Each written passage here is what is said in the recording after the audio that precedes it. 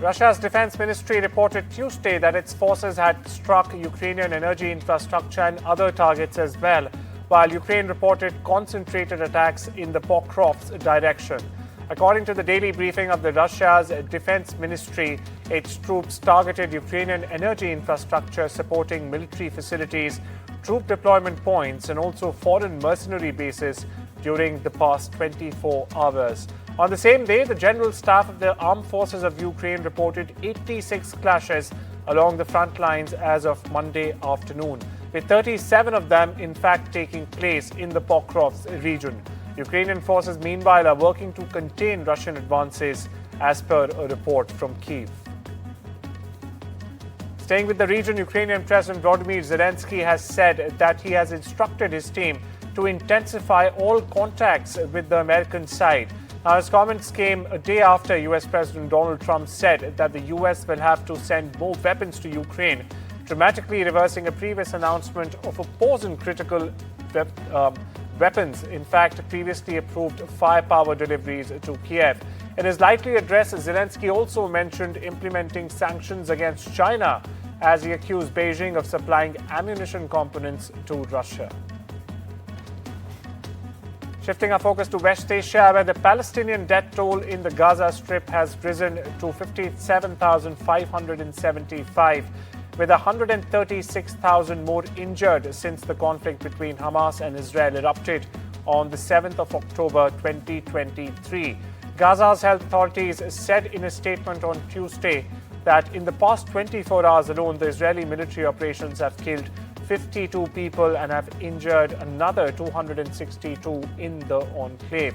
Meanwhile, at least 60 Palestinians, including 6 freed prisoners and a paramedic, were killed in Israeli airstrikes and gunfire across Gaza on Tuesday as well. US President Donald Trump on Monday said that Iran had warned his administration in advance, in fact, of strikes on a US airbase in Qatar last month.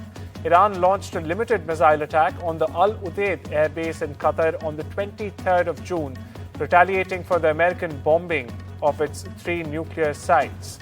It is a sprawling desert facility in Qatar that serves as a major regional military hub, in fact, for American forces. Here's more. It's not a pleasant period of a few days. It was a little longer than a few days, but this was not a pleasant period of time. And, you know, we were at the end, 14 missiles were shot, and every single missile was shot out of the air. It was pretty amazing. That was sort of the end. And they told us they were coming and where they were and what time they were coming. A video released on Tuesday by the Ansar Allah media office, the Houthi rebels' media arm, showed what it said was militants, in fact, boarding a vessel, as well as explosions on the ship, sending black smoke into the air.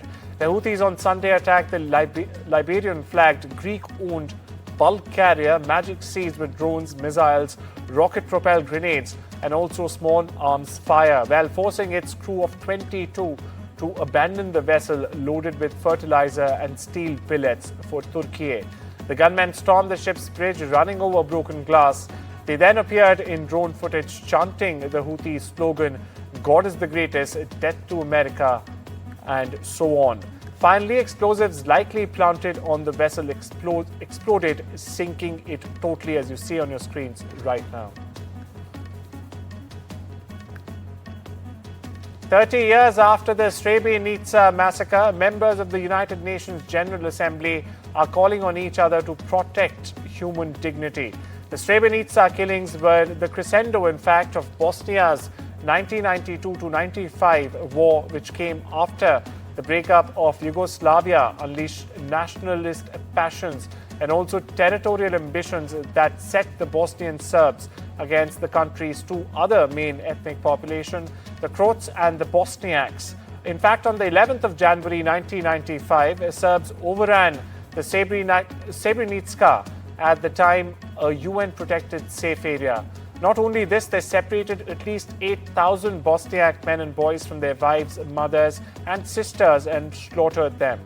Those who tried to escape, meanwhile, were chased through the woods and over the mountains around town. And crews continue removing debris as search continues for the missing after deadly Texas floods. Now, more than 160 people are still believed to be missing in Texas, days after a flash flood killed over 100 people during the July 4th weekend. The state's governor has underlined this on Tuesday.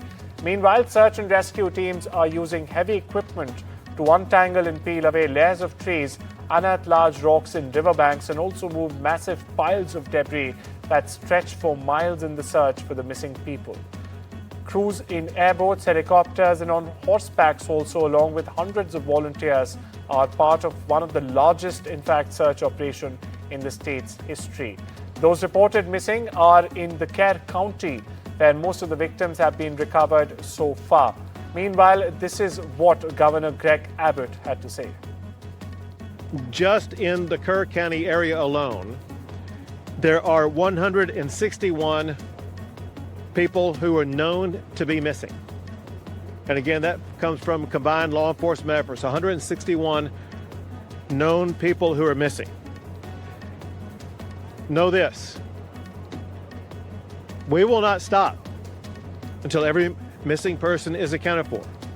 Know this also, there very likely could be more added to that list. Meanwhile, floodwaters trapped people in their homes and cars Tuesday in a mountain village that is a popular summer retreat in southern New Mexico. This as monsoon rains triggered flash floods and an entire house would step downstream, as the visuals on your screen show right now. Meanwhile, emergency crews carried out at least 85 swiftwater rescues in the Ruidoso area, including of people who were trapped in their homes and cars, said Daniel Silva of the New Mexico Department of Homeland Security and Emergency Management. However, no injuries or deaths were immediately reported, but Silva did say the extent of the destruction wouldn't be known until the water recedes. The flood started, and then a really big flood just came, like a wall of flood. It came and it started going through, and that's when I started recording, because it got so wild so quickly. And that's when I saw the house coming down the river. And unfortunately, that house is one of my best friend's houses here.